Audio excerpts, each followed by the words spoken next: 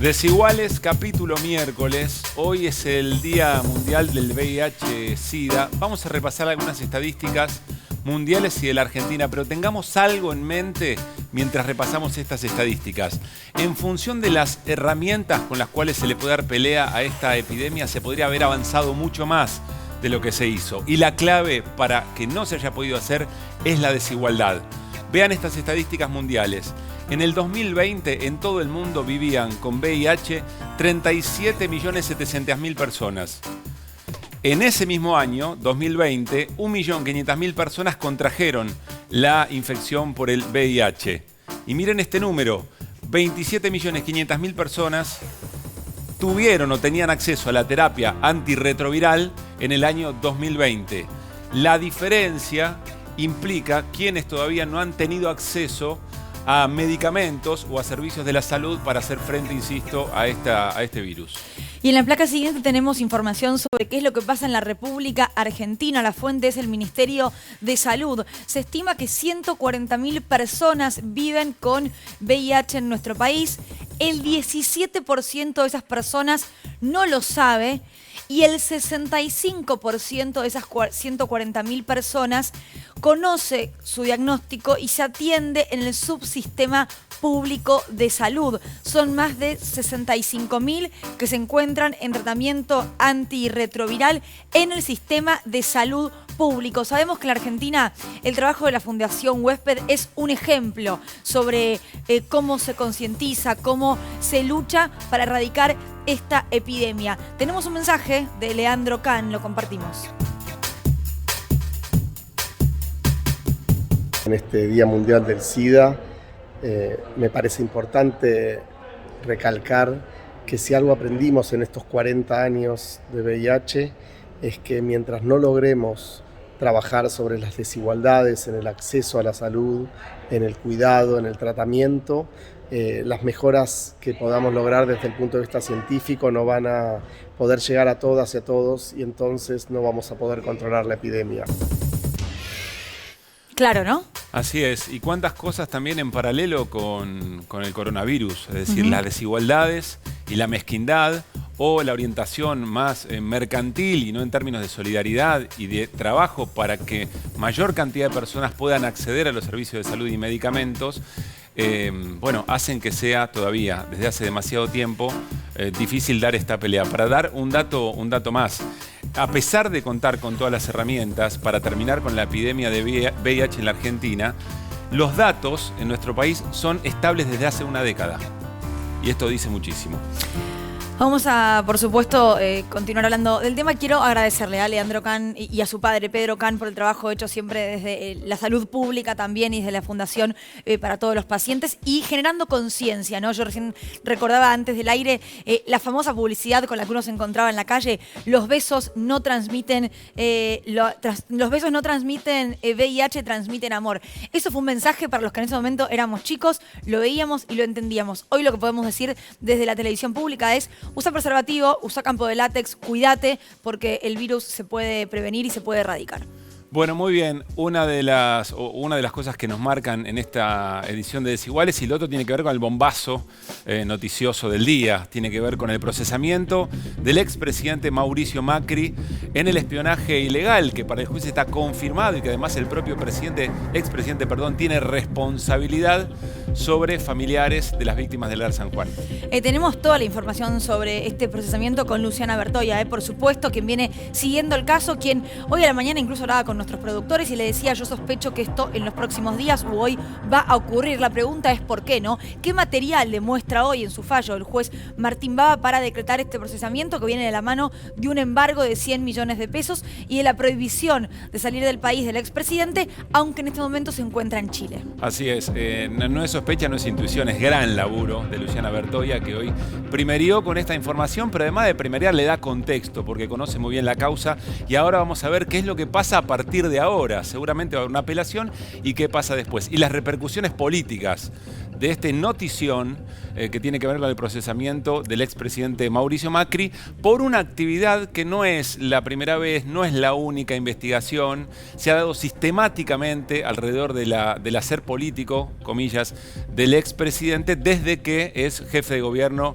en la ciudad de Buenos Aires, de que fuera jefe de gobierno en la ciudad de Buenos Aires. Va a estar también aquí en Desiguales hoy Darío Martínez, el secretario de Energía, para hablar, por supuesto, de lo que tiene que ver con ese sector en la política y en la materia productiva argentina. ¿Programa libre de humo? Programa libre de humo, y vamos arrancamos. a la mesa. Porque lo decíamos, es información la de Macri procesado que venía estudiando, llevando adelante Luciana Bertoia. Por supuesto que yo decir es intuición, es presentimiento, no es más que trabajo, claramente creo que no hacía falta aclararlo, Lu, pero digo, ¿por qué nos sorprende? No sorprende porque el juez Martín Baba venía desarmando todo el caminito, desandando el caminito, y ayer procesó a los dos jefes de contrainteligencia de la AFI durante el macrismo. Les dijo, ustedes son responsables incluso porque no controlaron lo que pasaba en la base Mar del Plata, que es desde donde se hizo el espionaje a los familiares. Y bueno, y hoy concretamente lo del juez es muy fuerte porque él lo que cuenta, lo que dice, lo que afirma es que Macri ordenó el espionaje, que él no podía desconocer y que toda esta responsabilidad que se ve en la decisión de salir a seguir a los familiares de los 44 tripulantes solo podía darla una persona, y esta persona es Mauricio Macri, que esto iba más allá de Gustavo Arribas y de Silvia Magdalani, bueno, responsables máximos de la Agencia Federal de Inteligencia durante el macrismo. Vamos a hablar sobre, bueno, si Macri puede retrucar esto de alguna manera, digo, si tiene manera de apelar, qué va a pasar con Martín Baba a partir de ahora también. Macri ya lo ha criticado, ¿no? Aprovechó el momento, siempre le tira un palito, con nombre y apellido. Bueno, es una constante, ¿no? Porque, como decía Pablo, es el primer juez desde que Macri dejó el poder que lo llama a indagatoria, lo procesa por el caso, bueno, como él dice, uno de los más sensibles, la tragedia más importante del gobierno de Mauricio Macri, ¿no? Y bueno, ¿y qué hizo el Poder Ejecutivo frente a personas que reclamaban justicia? Espiarlas.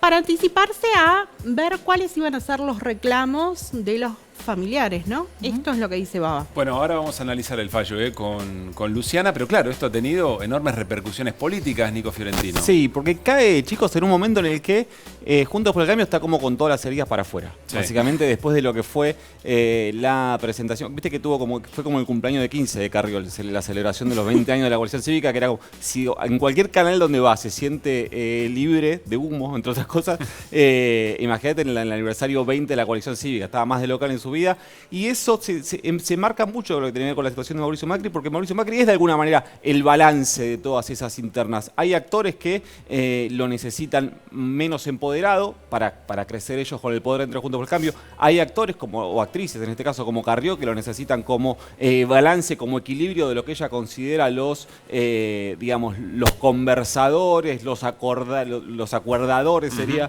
de Juntos por el Cambio. Así que vamos a hacer algo que a los periodistas nos gusta mucho, que es evaluar a otras personas. Y vamos a decir cómo tomaron cada uno lo que pasó. Yo te voy a hacer una pregunta en un ratito, que tiene que ver si esto efectivamente le juega, en ese marco de las internas, si le juega tan en contra a Macri, no el procesamiento, sino la capacidad que tenga de instalar que esto es una persecución en su contra. Sí. Y si eso no le vale un capital dentro del campo interno, gracias Bordiu, dentro del campo, dentro del campo de la propia interna es una lectura interesante. Lo que podemos decir como antecedente, como hecho fáctico, más allá de las interpretaciones que podemos hacer, es que cuando quiso hacer eso, que fue cuando fue convocado a dar declaración indagatoria en Dolores, le salió mal. La jugada de intentar instalarse como una cosa, darle un marco heroico. Tenés razón, tenés razón. Flor Barragán. Sí, ¿sabés que hoy estuve en la conferencia de la Unión Industrial Argentina y nadie habló de estos temas? No tenías nada mejor que hacer que... Así pasa sus tardes, Flor. Sí. Yo me clavo. Siempre por ahí la justicia está ahí entre los temas empresariales. No se nombró. No se nombró el tema Raro, Macri. Porque a esa hora el fallo ya había salido. Sí, ya había salido. Claro. Pero estuvo mucho el tema exportaciones y mucho, sobre todo, el tema FMI, a raíz de la noticia de que va a viajar una comitiva argentina a Washington. Y ahí todos los empresarios esperando, ¿lo dirán o no lo dirán? Y lo dijeron, vamos a acordar con el fondo, lo dijo Juan Mansur, lo dijo Santiago Cafiero, y ahí hubo aplausos. Mirá, Bueno, interesante también cómo se leen esas cuestiones y qué implicará eventualmente el acuerdo con el fondo. Necesitamos algunos punteos más finos todavía para saber de esto, pero lo vamos a analizar Mirá también. si el acuerdo trae un punto de que tienen que poner más plata ellos. ¿Lo van a aplaudir? Porque hasta ahora aplauden el acuerdo, Sí. pero no saben cómo es. Sí, está bien. Sería interesante. Al contrario, ¿sabés lo que piensan? Que el acuerdo lo que puede llegar a permitir es traer mayor incertidumbre, que se acomoden un poco las cosas. Y Certidumbre. Certidumbre, Sí. perdón. Y de esa forma poder pagar menos impuestos. Es lo que te digo. Bueno, Bien. está muy bien. Bien. En un Quieren ratito. pagar los impuestos, no Volvemos. importa cuándo le haces. No, pero es muy interesante. Ayer lo hablábamos también, ¿no? Sobre el tema de los mercados y demás. ¿Qué lectura hacen de un posible acuerdo con el fondo? Sí. ¿Y cuáles son los intereses que representa el gobierno? Que tienen que ver con tratar de encontrar el acuerdo más heterodoxo posible, si es que esto es posible con el Fondo Monetario Internacional, en lo que viene en la Argentina. Volvemos al procesamiento del expresidente Mauricio Macri porque decíamos, está en Chile en este momento y se cruzó con colegas que le hicieron preguntas. Mauricio Macri, sabemos, no suele responder mucha pregunta a los cronistas de exteriores. En Chile dijo lo siguiente. Presidente Macri, yo quería insistir en este tema respecto al procesamiento. ¿Cómo lo toma usted? ¿Considera que acá hay algo ilegal al someterlo en este proceso? Se ha dicho que es una persecución política que termina en esto, que ya todos sabíamos. Pero más incómodo es para la propia justicia argentina tener jueces como el juez Baba. Eso es mucho más incómodo para ellos. Pero se le dice que usted investigó ilegalmente a la familia, que dirigió una operación de inteligencia contra la familia de las víctimas de Lara San Juan, presidente. Ni vos te lo crees. No, pero claro, o sea, en realidad eso es lo que dice la justicia, presidente. Por favor, por favor, por favor. Bueno, Ni vos te lo crees. Sí, con esa definición eligió contestar una pregunta lógica de la colega chilena. Estamos en comunicación con Valeria Carreras, ella es abogada de la mayor parte de la querella de familiares de víctimas de Lara San Juan. Valeria, aquí estamos en Desiguales con Lucila Trujillo, Pablo Caruso y todo el equipo. ¿Cómo tomaste? Buenas noches y cómo por estas horas estás evaluando la decisión del juez Baba. La decisión del juez Baba era un hecho, tal cual como dice Macri. Ellos lo sabían, ellos lo presentían, porque a la luz de las pruebas que había y a la luz de los otros procesamientos, específicamente de Arribas y de Magdalani, todo daba que 1 más 1 iba a ser el número 1 Macri, ¿no? Era el último eslabón en la cadena de mando, y así fue. Pero fue sorpresivamente con más cantidad de prueba de la que hubiera tenido el día 1 de octubre. ¿Y por qué digo esto? Porque después de 33 días de intentar el juez hacerlo comparecer indagatoria, recuerdan que el 3 de noviembre finalmente compareció Macri, hizo un descargo por escrito. En ese descargo aportó prueba en su defensa, como cualquier reo, como cualquier imputado, tiene que agotar todas las medidas para ejercer su derecho de defensa. Y justamente esta prueba que él ofreció, haciendo lo que es su estrategia defensista, fue la que aportó mucho más elemento y andamiaje, no solamente al juez, sino a la instrucción y a la convicción certera. ¿Cómo qué, Valeria, específicamente? ¿Cómo qué? ¿Qué puedes dar como ejemplo? Por ejemplo, mira, ejemplos muy concretos. Uh-huh. Ustedes se deben acordar que el argumento era, no fue espionaje, fue una avanzada presidencial para su seguridad, lo hace la Casa Militar. Bueno, compareció el general Joffre, que era el titular de la Casa Militar, que se ocupaba de todo lo que era la seguridad dentro de la Casa Rosada, y donde él fuera. Y entonces dijo que jamás, de ninguna manera, bajo ningún punto de vista, los informes incluían filmaciones, videos, fotos, redes sociales, nombres de personas, nunca jamás. Solamente le remitía 48 horas antes, y a veces 24 horas antes, aclaro, un informe de 5 carillas que era servicio o pronóstico meteorológico para el día del evento donde iba a concurrir el presidente, visitando una ciudad o haciendo un evento. 2, las vías alternativas de escape que tenía ese lugar, porque siempre puede pasar una contingencia. Claro. 3, hospitales públicos y sanatorios o clínicas especializadas, por si también él o su familia sufrían algún tipo de accidente, atentado, enfermedad, desmayo, lo que fuere. 4, también le informaban si iba a haber una marcha, una propuesta, un anuncio que pudiera atentar contra la tranquilidad de ese acto. Entonces ellos, si había un corte de ruta, si había un piquete o alguna hostilidad, cambiaban de medio de transporte. Valeria. Eso solo. Sí. ¿Qué tal? Buenas noches. Bueno, vos lo que estás detallando es que fracasó la estrategia de Macri cuando propuso distintos testigos. ¿Cómo imaginás que va a seguir la estrategia? ¿Va a apelar? ¿Va a intentar el pase a Comodoro Pi? Él fracasó con su estrategia defensista, pero apuntaló absolutamente la acusación. Y eso es muy importante de señalar. Acuérdense lo que les digo. Repasando la resolución, ustedes lo van a ver. Esto como sigue como es Macri. Yo me puse a estudiar cómo había actuado en la causa que lo tuvo procesado cuando asumió como presidente, recusó 3 veces al juez, acá va por la segunda, y ahora en casación la tercera, apeló reiteradamente y finalmente fue presidente. En este caso va a ser lo mismo y sí va a llevar, yo soy sincera con la audiencia, soy sincera sobre todo con mis representadas y conmigo misma, yo sé que la va a llevar a Comodoro Pi la causa, porque de este lado, de la pulseada, solamente hay una abogada de barrio, como digo yo, y un puñado de mujeres, esposas de suboficiales, mamás de suboficiales, que no pueden hacer presión. No tienen los tentáculos del poder que tiene Mauricio Macri, no tiene el poder de conocer a los jueces, no tiene a su armador prófugo, pero todavía operando, no tiene a todos los medios hegemónicos a su favor.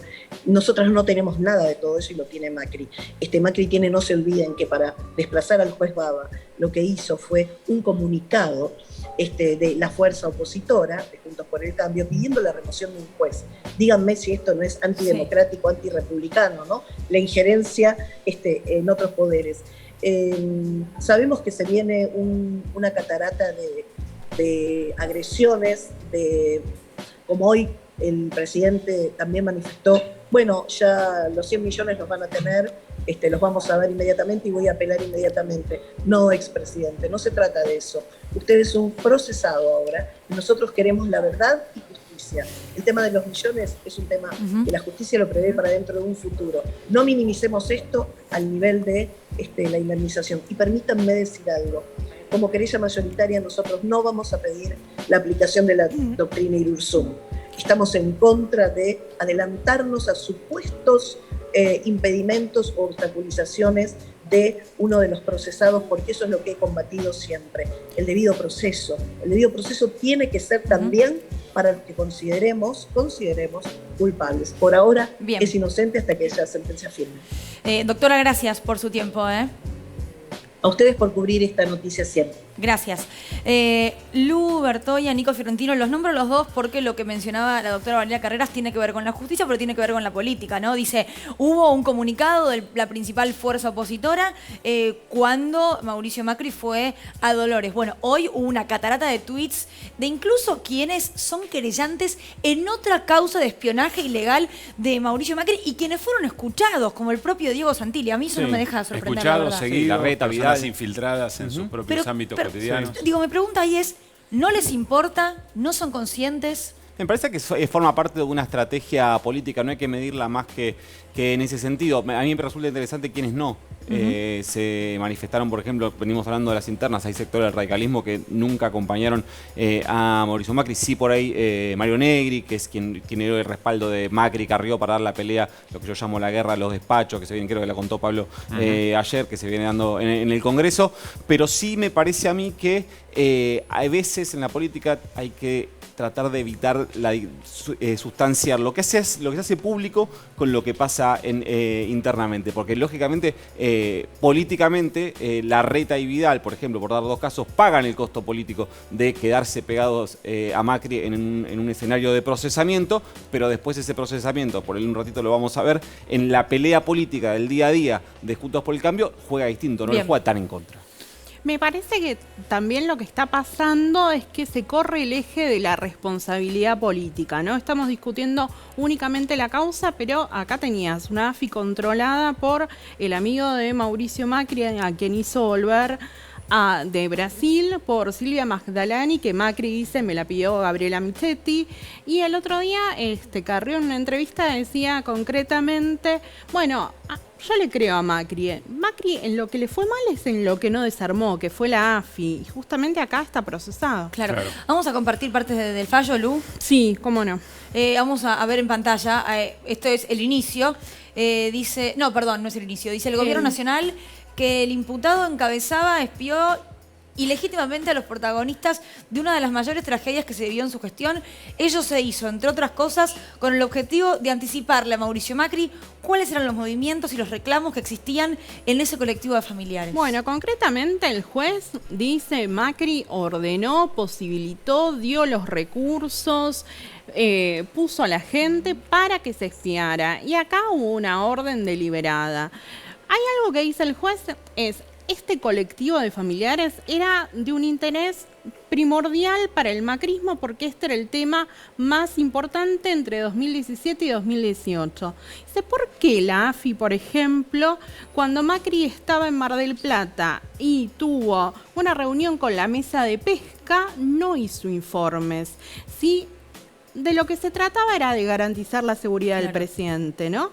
Bueno, este es uno de los puntos que marca el juez Baba. Después, algo muy importante es que él dice que me parece que es lo que le permite escalar más allá de Gustavo Arribas y de Silvia Magdalani. Dice, toda esta responsabilidad supera la conducción, porque acá en lo que se basa por ahí es muy técnico, pero sí el sistema de inteligencia nacional está en cabeza del presidente. Él es quien decide. Es el jefe. Claro, cuáles son las hipótesis. ¿Qué proyectos vas a llevar adelante? ¿A quién pones ahí? Y algo que marcó la gestión del macrismo fue que a los pocos meses de haber asumido en mayo de 2016 hay un decreto que vuelve toda la actividad de la AFI secreta, ¿no? Esto quiere decir que, por ejemplo, entre otras cosas, si querían comprar papel higiénico, era un gasto reservado. Solo no estaban reservados los sueldos de Gustavo Arribas y de Silvia Magdalani. Seguimos leyendo el fallo del juez Baba con el que procesó hoy al expresidente Mauricio Macri. Fue Mauricio Macri quien no solo permitió la realización de esas tareas ilegales, sino utilizó esa información para tomar decisiones. Sigo un poquito más. En algunos casos, esas decisiones tuvieron que ver con tener información adelantada sobre los reclamos que recibiría o las manifestaciones organizadas por las víctimas ante la visita del entonces presidente a la ciudad de Mar del Plata. Un dato importante para ir bien a lo básico. El juez no dice que hay que investigar esto. El juez da por probado que efectivamente Mauricio Macri ordenó o por lo menos no podía desconocer toda esta actividad. Sí, exactamente. El juez lo que dice es que concretamente Macri por primera vez se reúne con los familiares el 20 de noviembre de 2017. Después de esa fecha empiezan a aparecer los documentos que dan cuenta de los seguimientos por parte de los agentes de la AFI. ¿Qué quiere decir? Bueno, una de las hipótesis es que esa reunión no funcionó, entonces para evitarse otros dolores de cabeza, se dispuso que los agentes de la AFI siguieran a los familiares. Lu, en el fallo hay testimonios concretos de los familiares diciendo: yo sentía que había cámaras, yo sentía que me espiaban, me llamaba la atención que el presidente sabía qué íbamos a preguntar antes de hacerlo. Digo, esto está textual, entrecomillado. Sí. Hay concretamente, aparte también, un hecho que fue una reunión en Casa Rosada y bueno, que Macri sabía que iban a plantear, ¿no? Ahí también, ¿cuál fue la estrategia de Macri? Bueno, dijo, yo quiero que declare Oscar Aguad, entonces ministro de Defensa de su gobierno, para que Aguad diga, no, el que se lo conté fui yo, no se enteró por la AFI. Bueno, todo esto no le funcionó, el juez dijo, a mí esto no me alcanza. Y hay un hecho que a mí me parece que es lo singular de esta causa. En esta causa hay papeles, hay una veintena de documentos de inteligencia de la AFI que dan cuenta de los seguimientos. ¿Por qué es importante esto? Porque nadie está negando que las tareas se hicieron sobre los familiares. Eso es lo que cambia. A ver, en todo caso, lo que quieren hacer es justificar que víctimas que estuvieron penando durante tanto tiempo para saber dónde estaban sus familiares, víctimas del espionaje, eran una amenaza para la investidura presidencial. Tal cual. Porque el espionaje existió. Exactamente. Bueno, ahí lo que intentan hacer, que esta es la estrategia que desarrolla en la causa Silvia Magdalani, es decir, bueno, nosotros en realidad, ¿qué estábamos haciendo? Lo que decía Carreras antes, estábamos colaborando con la avanzada presidencial. esto quiere decir más o menos la seguridad del presidente. Qué difícil igual ver como un agente peligroso, lo que decía Pablo recién, ¿no? A las viudas, a las madres, a los padres, personas que se han encadenado en Plaza de Mayo para pedir justicia. Digo, ¿dónde estaba el peligro? ¿Qué tenían miedo? ¿A que la imagen política, vuelvo a Nico, baje? Porque ¿cuánto poder puede tener la viuda de un tripulante de un submarino que terminó hundido en el fondo del mar? ¿Sabés que me acuerdo de un detalle de que muchas familias eran de Mar del Plata y no podían venir a Buenos Aires porque no tenían, digamos, el dinero para poder venir? Se trata de muchas familias que, de hecho, al no contar con los sueldos de los submarinistas que fallecieron, hasta que no cobraron ese dinero, efectivamente estaban muy complicadas. Digo, Sí. ¿cuánto poder puede tener en la pregunta que te haces? ¿Económico? Seguro Es que no. simbólico, entonces. Era simbólico. A mí me parece, perdón, Luque, me parece que hay algo que evidentemente envuelve a Macri y lo venimos contando, lo hablamos recién, y es que tiene causas por espionaje casi que en toda su historia política. Es medio un hobby. Entonces, razón. si nosotros lo analizamos estrictamente en la conveniencia, en este caso, ¿cuánto le convenía escuchar a estos familiares? No, efectivamente me parece que se trata de una persona que cuando tiene esos recursos los utiliza para conseguir información. Le sirve más, menos, más o menos, pero lo hace. Hasta su propia familia. Totalmente. Exacto. Bueno, su hermana concretamente, a la mayor y a la menor en la causa de los Super Mario Bros, ¿no? Bueno, vamos a compartir un informe cómo fue el espionaje ilegal del gobierno de Mauricio Macri sobre familiares de Lara San Juan a partir de este momento, con una acreditación o dando por probado un juez, Martín Baba, de que efectivamente el expresidente es responsable. Los familiares de la tripulación de Lara San Juan dan por muertos a sus seres queridos y al mismo tiempo se sienten engañados por las autoridades argentinas. Creen que durante todo este tiempo les han ocultado información. Son unos perversos que nos manipularon a nosotros. El problema es que es muy compleja averiguar esta causa porque todo está hecho para que no lo sepamos. Hoy quiero decirles que no los vamos a abandonar, que vamos a seguir buscando. Y también quiero decirles que no están solos. Cuentan conmigo desde el primer día. Yo no lo vi al señor presidente dando su solidaridad con la entereza que tenía mi hermana. No lo vi. Cuando vino acá, vino vestido de fútbol porque había ido a jugar golf.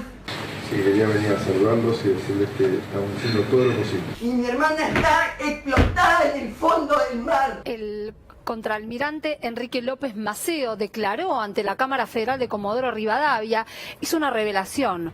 Lo que dijo López Maceo es que se sabía cuál era la ubicación del submarino 20 días después del hundimiento. Teníamos detectada la posición del submarino y por eso habíamos coordinado con la Marina Británica el pedido el día 5 de diciembre, el pedido de un vehículo autónomo, porque sabíamos que podía estar únicamente en 2 cañadones, que era lo que no podíamos verificar con todos los medios internacionales requeridos. El gobierno de Mauricio Macri lo sabía, la Armada lo sabía. Todos tenemos un compromiso absoluto e innegociable con la búsqueda de la verdad. Los delincuentes nos espiaban a las víctimas, ¿por qué no estaban vigilando?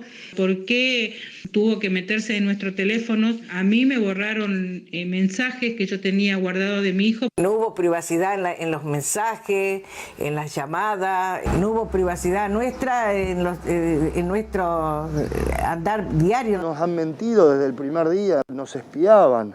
Nosotros los denunciamos y prácticamente nos trataron de paranoicos. Tenemos prueba material de que nos espiaron ilegalmente.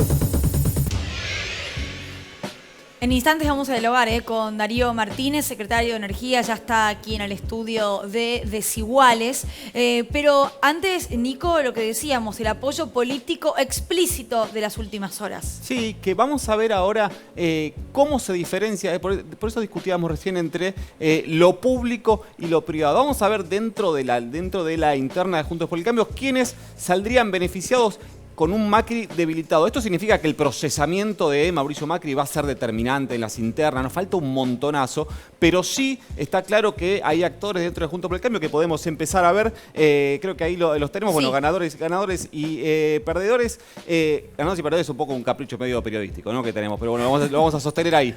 ¿Por qué vemos a Rodríguez Larreta? ¿Por qué vemos a Gerardo Morales? ¿Por qué vemos a Facundo Manes, a Martín Lustó, otros ganadores? Bueno, Rodríguez Larreta lógicamente tiene una tensión interna interna por el control de Juntos por el Cambio. Cuando Macri dice, está bien que todos los obispos quieran ser papa, por ejemplo, ahí está diciendo dos cosas. Primero, que hay algunos que quieren ser él y que él es el papa, básicamente. Entre esos, ahí vemos algunos de los obispos, según Mauricio Macri. Después, Gerardo Morales, lógicamente, es alguien que tensionó incluso cuando era gobernador de Jujuy con Mauricio Macri. Tensiona actualmente porque es de los gobernadores Juntos por el Cambio, quien aportó votos algunas veces clave en el Congreso al gobierno de Alberto Fernández y porque quiere ser presidente. Básicamente, para sintetizarlo, Martín Lustó es quien de alguna manera impulsa cierta expectativa de renovación en el radicalismo, por lo que venimos contando, por la guerra de los despachos, por la disputa, por el control del partido, por cómo dio las internas en varios distritos. Y Facundo Manes, porque entre otras cosas, además de querer ser presidente, tiene en parte de su discurso la higiene de la política, por decirlo de alguna manera. Si vos tenés a un expresidente dentro de tu fuerza procesado por espiar a familiares de la principal tragedia que ocurrió durante su gestión, para tu discurso mucho no te garpa. ¿Y por qué vemos ahí a los perdedores, a Patricia Bullrich, Elisa Carrió y a Javier Milei? Bueno, Patricia Bullrich, lógicamente, es casi la dupla de Mauricio Macri en todas las internas que se juegan en Juntos por el Cambio. Elisa Carrió acá aparece porque el discurso, hablábamos del discurso del sábado. Para Elisa Carrió, Macri es el que, de alguna manera, el límite, el tope a los acuerdismos de determinados, lo que ella considera acuerdismo de determinados sectores de Juntos por el Cambio con el hoy oficialismo. Cuando cada vez que habla de los amigos de la reta, de Massa, está hablando de la reta. Cuando habla de no podemos seguir atados al Coti Nosiglia, habla de Lustó, por ejemplo. Entonces, para Carrió, Macri es el dique de contención de todas esas negociaciones porque es el ultra, digamos. Y Javier Milei, ahí medio caprichosamente lo puse porque me da la sensación de que si tiene alguna expectativa de terminar, confluir en una alianza más grande, que ya no sea de centro-derecha, sino que sea, digamos, de la derecha, volteando la pared, cruzando el río, que lo contenga Juntos por el Cambio, la ausencia de Macri, a quien él considera ese puente posible con una fuerza política mucho más grande que la que él construyó, más allá de la buena elección que hizo la Ciudad de Buenos Aires, esa persona es Mauricio Macri. Excelente lectura. Quería decir algo, Lu, me parece, Nico. ¿no? No, bueno, recordar que Patricia Bullrich se presentó casi como una fiadora de Macri en Dolores. ¿Se acuerdan que cuando él no se presentaba, es verdad, a decir, como una especie de hablo yo en su lugar, confíen en mí? Claro, ella fue la que mandó un mail diciéndole a Baba, no se apresure, porque lo que tenían miedo en ese momento, que fue, no sé, en octubre, era que le dictara una captura internacional. Va a volver, le decía, va a volver. ¿Nunca le pediste a un amigo que te mande un mail porque no llegabas? Claro. No. Sí, Pero buen me parece que diagrama, tienen otros problemas ellos con estos, Sí, tal con cual. estos temitas de gente que no vuelve. Muy buen diagrama, Nico. Me parece que queda bastante claro y las razones son contundentes. Que es un comentario que va un poco por encima de todo esto. ¿Cuánto daño, estaba pensando hoy, cuánto daño le ha hecho el lawfare o la guerra o la batalla política a través del Poder Judicial a la democracia y a la vida política en general? Porque quien nos está viendo y está de un lado, digamos, de la adscripción política o del Frente de Todos o del kirchnerismo o de Juntos por el Cambio o del antikirchnerismo, no necesitaba el fallo del juez Baba para decir la verdad que Macri es culpable de haber espiado, etc. Y al revés, quien efectivamente está muy cerca de Juntos por el Cambio y está ganado un poco por ese prejuicio ideológico, tampoco necesitaba leer los argumentos de un juez para decir lo están persiguiendo a Macri.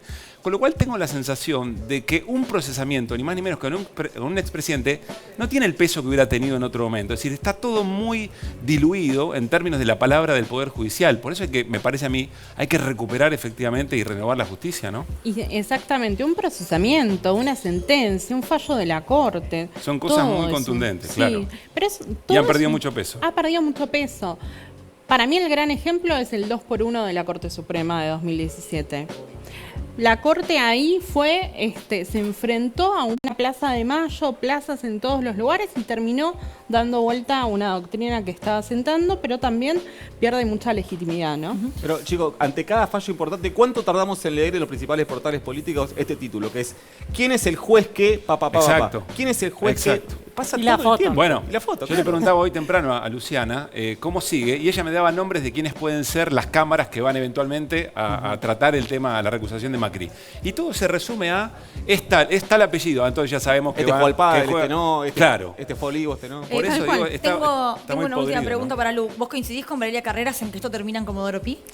Bueno, va a ser la apuesta de Mauricio Macri. Puede ser en los próximos días, puede ser después de la feria judicial, pero es algo que se va a discutir porque lo tiene que decidir. Por un lado, la Cámara Federal de Mar del Plata puede decir esta causa se va a Comodoro Pi, o lo puede resolver la Cámara Federal de Casación. Así que es una decisión. Pero me parece que el dato hay que mirar estas causas con lo que pasó en causas anteriores. En Lomas de Zamora la investigación venía avanzando muchísimo, 38 procesados. ¿Qué pasó? Pasó a Comodoro Pi y está en la Cámara Federal porteña esperando que alguna vez la resuelvan, y ellos están mirando el calendario también. Bueno, ¿vamos al living? Sí, gracias Luciana. Bueno, muy buen informe. Nos vamos al living, ya está Darío Martínez, secretario de Energía de la Nación, esperándonos. Gracias por haber venido, bienvenido. ¿Qué tal, Darío? No, gracias a ustedes. Un tema muy importante, porque acá se juegan los dólares que faltan, los dólares que se necesita para un crecimiento productivo. Antes de meternos en la charla, Darío, si te parece, vamos a compartir un informe que va a tratar de plantear de alguna manera, a partir de episodios recientes, cuáles son los dos modelos energéticos o de proyecto de plan energético dentro de la confrontación de modelos de la Argentina. Implementaremos un proceso de modificación gradual del esquema de subsidios a la oferta de energía eléctrica y producción de gas natural, con el objetivo principal de recuperar la calidad del servicio eléctrico y atraer la inversión. Por favor, entendamos que la Argentina hoy necesita que cada uno de nosotros sea responsable y que consumamos menos energía, la mínima energía posible. En el 2015 pagábamos 364.000 pesos, hoy pagamos 1.100.000. Ahí lo tenés marcado, ahí tenés las dos facturas. Impresionante. En 2 años, la política de reducción de subsidios a la energía había implicado una transferencia colosal de ingresos de los usuarios a las empresas. ¿En cuánto? 5 puntos del PBI. Aproximadamente él habló de 16.500 millones de dólares. La energía es clave. Es parte de lo que nos ha generado en distintos momentos de nuestra historia problemas de inestabilidad macroeconómica. El plan tiene una ambición muy grande. Tiene la ambición de que la Argentina produzca en exceso, exporte los excedentes, ingresen los dólares que hacen falta, en un momento donde a la Argentina esos dólares le hacen mucha falta. Llegó el anuncio de una inversión a la República Argentina muy importante que supera los 8.000 millones de dólares. ¿Para qué, Vero? Exactamente. Allí está, para la construcción de hidrógeno verde en el sur del país, en la provincia de Río Negro. Se trata de la inversión internacional privada más importante para el país en lo que va del siglo, lo que permitiría generar por lo menos 15.000 puestos de trabajo directo y entre 40 y 50.000 empleos indirectos. Para los próximos años las plantas, depende cada uno de los proyectos. Tenemos proyectos del orden de las 10.000 toneladas hasta 40.000. O sea, en los próximos años Salta se va a posicionar fácilmente como una productora de unas 200.000 toneladas, ¿no?, de carbonato de litio equivalente. Hoy el mundo está trabajando integralmente en transformar los vehículos que hoy son contaminantes por vehículos que sean cero contaminantes, vehículos eléctricos o diferentes fuentes de energía. Eso está ocurriendo en todo el mundo y Argentina, digamos, tiene que ser parte de esa tendencia. Muy bien, Darío. Charlamos con Lucila antes de empezar el programa y sabiendo que íbamos a tener tu presencia, el desafío de un sector tan estratégico, algo tan importante para el desarrollo de un país, tratar de hacerlo bien accesible para que la gente entienda, entre otras cosas, no sé si son dos, por ahí son más, ¿qué modelos están en disputa en la Argentina en términos energéticos? Sí, la verdad que el desafío es poder tener energía en calidad y cantidad a lo largo y a lo ancho de nuestro país. La reconstrucción de un país más federal, como nos plantea Alberto y Cristina, tiene ese objetivo. Y esa energía tiene que estar al alcance del ciudadano, también tiene que tener la posibilidad de que las industrias se puedan radicar donde se quieran radicar. No existe en nuestro programa y en nuestra política energética una intención de ir a un proceso energético que sea impagable para los argentinos. Digo, la salida de este país está con un poder adquisitivo que vaya creciendo, con un fortalecimiento del mercado interno, con que los vecinos y vecinas puedan consumir cada vez más bienes y servicios, y no, como pasó no hace mucho, que tenían que ahorrar para pagar el costo de la energía. Pero el país necesita energía, estamos con niveles muy positivos, hemos aumentado la producción de gas, veníamos de un proceso con declino y ahora no solamente no tenemos declino, sino que tenemos un aumento de producción. Eso producto de una decisión que ha tomado el presidente y la vicepresidenta ya por diciembre del año pasado, cuando estábamos ante esta circunstancia y lanzaron el Plan Gasar, y esto dio excelentes resultados que nos plantea otro desafío, ¿no? Hemos topeado los gasoductos y por eso tenemos el desafío de ¿Qué significa topear un gasoducto? Llenar el gasoducto, la capacidad del gasoducto está a pleno. Venir de un proceso con declino a no tener más lugar en el gasoducto. Para que pase el gas, para transportar el gas. Exactamente, para transportar el gas. Y entonces nos plantea un nuevo desafío que es licitar, y ya el presidente nos ha instruido a comenzar este proceso para licitar el gasoducto Néstor Kirchner en su primera etapa. Esto le ha permitido a la Argentina un ahorro en divisas importante, el Plan Gasar, porque además de que es gas producido por trabajadores argentinos, con pymes argentinas sumándose a esa cadena de valor, con provincias que son las dueñas del recurso, administrando el recurso y recibiendo regalías por ello.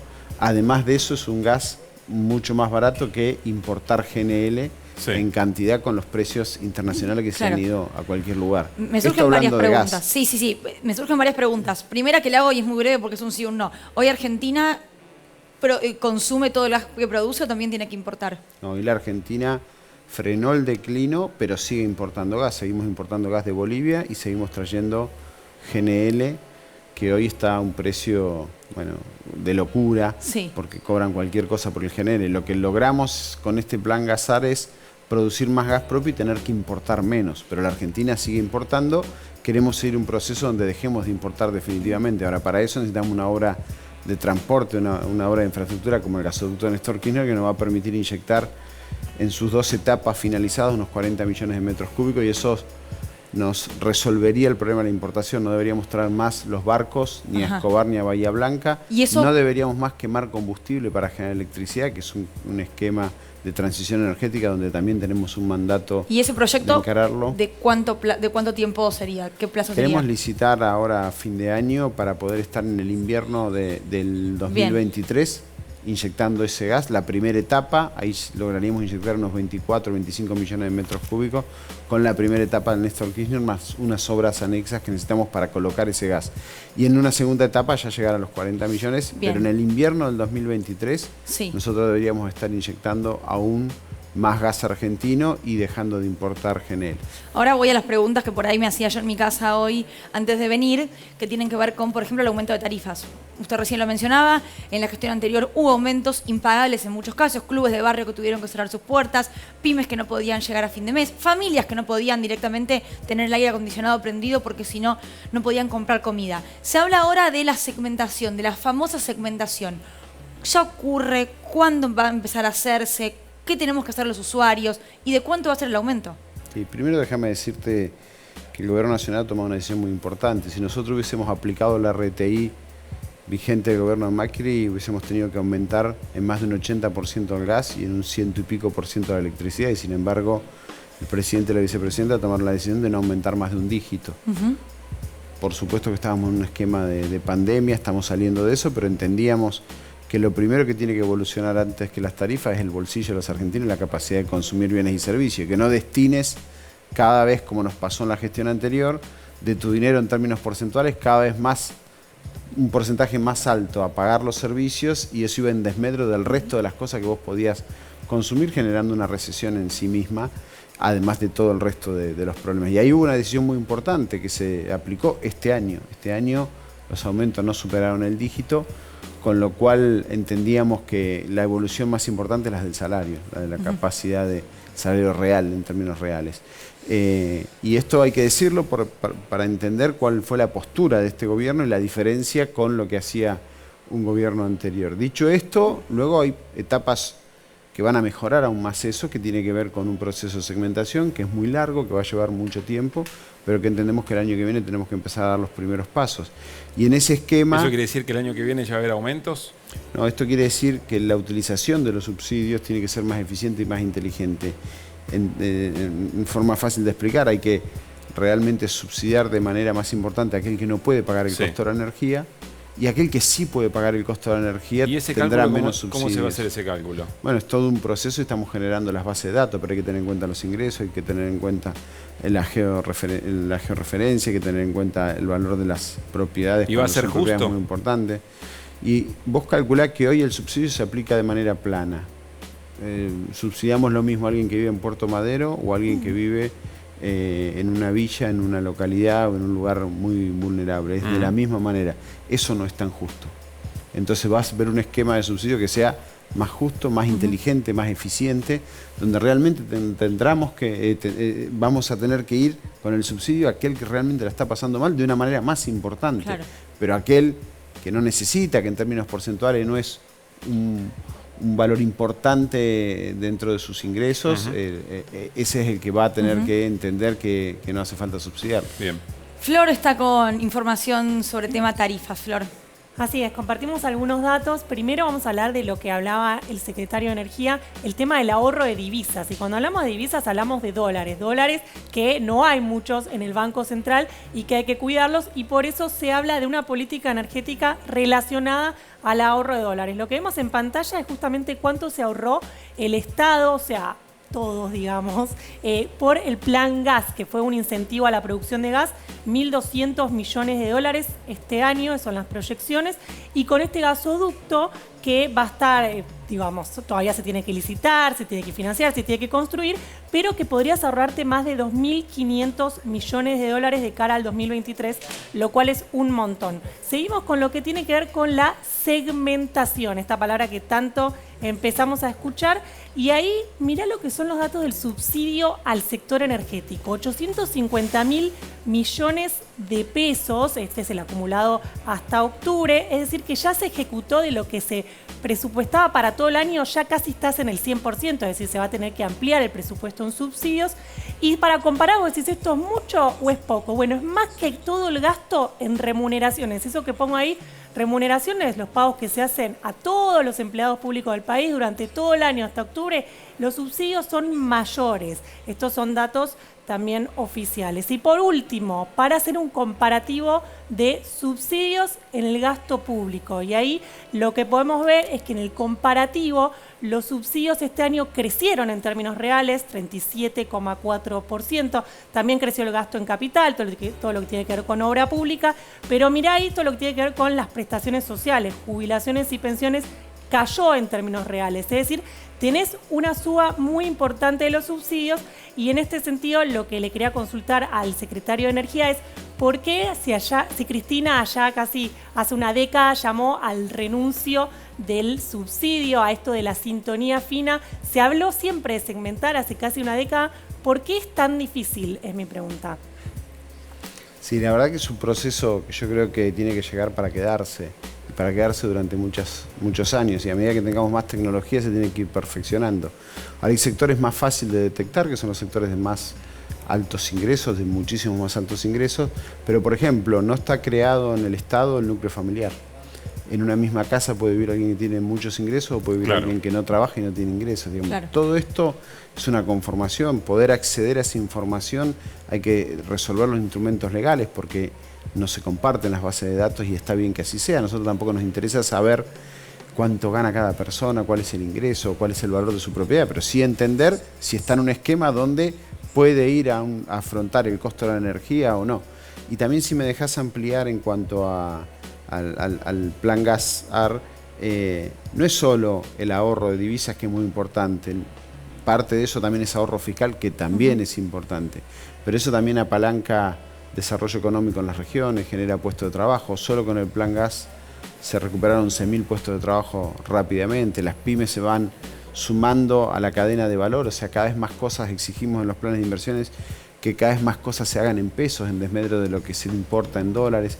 Todo eso también es importante en ese desarrollo. Además, el gas es el primer vehículo de la transición energética, aunque ya vamos a una transición a renovables. Yo vengo ahora de Azul, que estuvimos con Pablo González y Juan Cabandier recorriendo Los Teros, que es un parque eólico, 175 megas más de energía renovable. Digo, se está trabajando en ese proceso de transición energética, hay mucho para hacer, pero el primer vehículo, sin lugar a dudas, y la potencialidad que tiene la Argentina Eso solo por el plan Gasar. Si hacemos el gasoducto va a ser mejor y si exportamos, muchísimo mejor. Ahora vamos a hablar, Darío, de la transición hacia la energía renovable. A mí me interesa mucho saber si ahí hay un plan o efectivamente hay una puja entre las empresas y el Estado.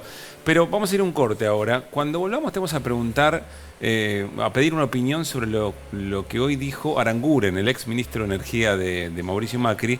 Tuvo una consideración, le preguntaron específicamente si tuviera otra vez el cargo, ¿qué haría? Pero todo esto lo vamos a compartir en un ratito nada más y además lo va a responder el actual secretario de Energía, Darío Martínez, que está con nosotros.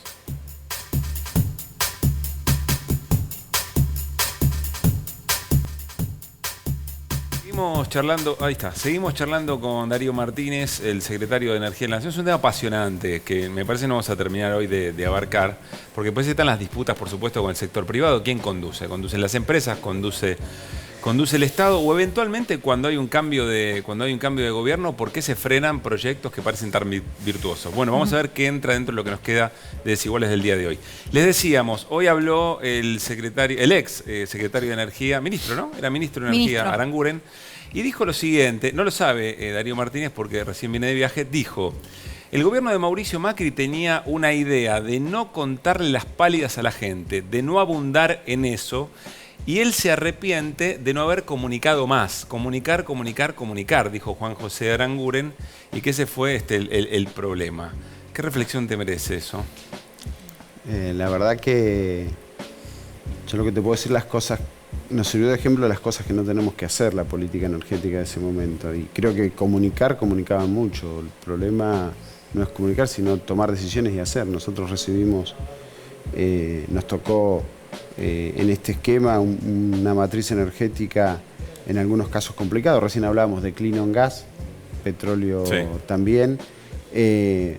Obras de infraestructuras que nos hicieron durante los 4 años de Macri, nos hicieron líneas y se abusó de las líneas que venía haciendo Cristina en su momento, que traía, como decir, el caballo delante del carro. Entonces había un plan de ejecución de líneas. Pero perdón que lo pongan estos términos, Darío. Vos decís, el problema no era la comunicación, era la política durante el macrismo. Durante el macrismo mandaban las empresas y se llevaron toda la que quisieron, y acá gobierna el Estado y conduce el Estado. Perdón si es muy simplista, pero ¿va un poco por ahí? Bueno, los ministros, muchos de los ministros del gobierno de Macri venían de las empresas y eran los que tomaban las decisiones en ese sentido, pero no fue solo en la política energética, fue parte y un sello distintivo de esa gestión. ¿Y hoy con las empresas cómo trabajan? No, y bueno, hay una tensión permanente, pero aunque vos no lo creas, a muchas empresas les fue mucho mejor con la gestión de Cristina en cuanto a poner a producir el país. El problema es que en la gestión de Macri querían ganar más haciendo menos o produciendo menos, y ese es un gran problema. La salida de la Argentina es con mayor producción de todo sentido, y le va bien al empresariado cuando la Argentina crece y produce más. Eso no tengas duda. El problema acá era que querían ganar más produciendo menos. Claro. Martínez, ¿qué va a pasar con las naftas? Ahora se pospuso el aumento, pero bueno, uno cuando va a cargar piensa, bueno, ¿cuándo va a subir esto? Y está bastante alto.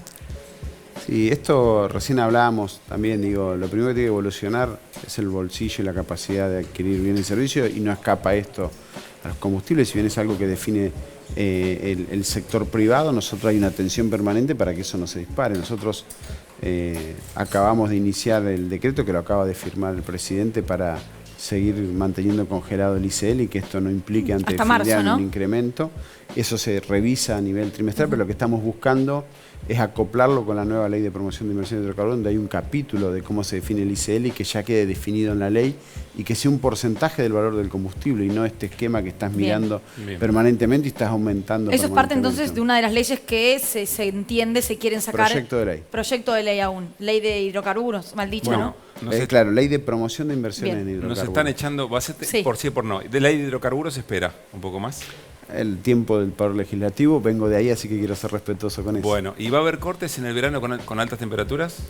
Mirá, nosotros trabajamos todos los días para que no, el verano pasado no hubo cortes y vamos a seguir trabajando de esa manera, pero la verdad es que hubieron muy pocas inversiones en la última gestión y eso, bueno, nos hace redoblar el esfuerzo. Gracias, Darío, por haber venido. Tenemos que seguirla, esta me encanta. Nos vemos mañana a las 9 de la noche. Que tengan una buena noche de miércoles. Chau, chau.